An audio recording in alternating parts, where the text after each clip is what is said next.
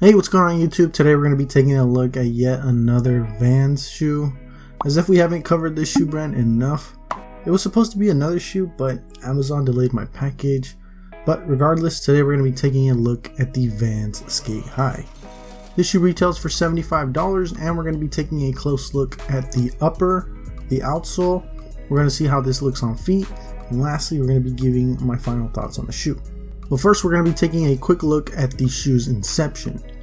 First released in 1978, the shoe was originally called the Style No. 38.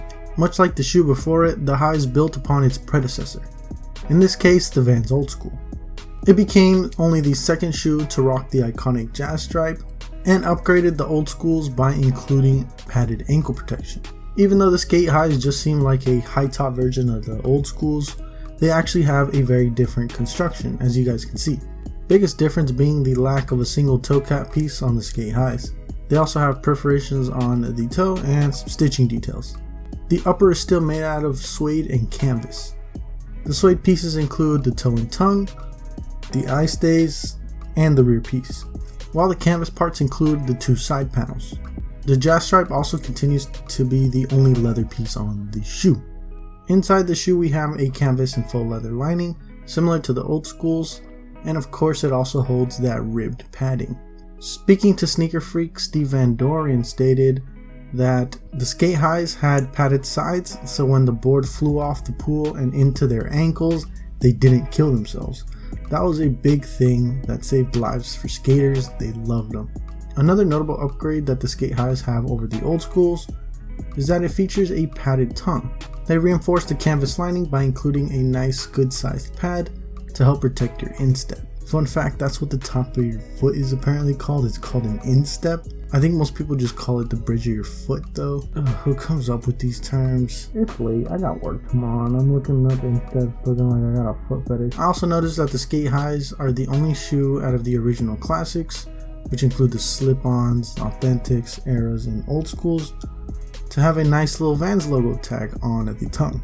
It kind of looks like as if someone who was not experienced in drawing kind of just sat down and drew the skateboard logo. I mean, like, it's all warped and the proportions are just off. I don't know, I just found it interesting and funny. The shoes obviously share the same outsole as the authentics, eras, slip-ons, and Old Schools. It's the same old vulcanized diamond outsole. What's vulcanized, you didn't ask?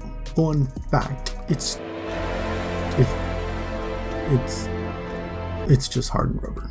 On feet, like all the classic Vans, they feel very similar since they obviously share that same outsole. They do fit true to size, so no issues for me there. The padding on the upper definitely feels good around the ankles. They also look good on feet, just as nice as the Old Schools in my opinion.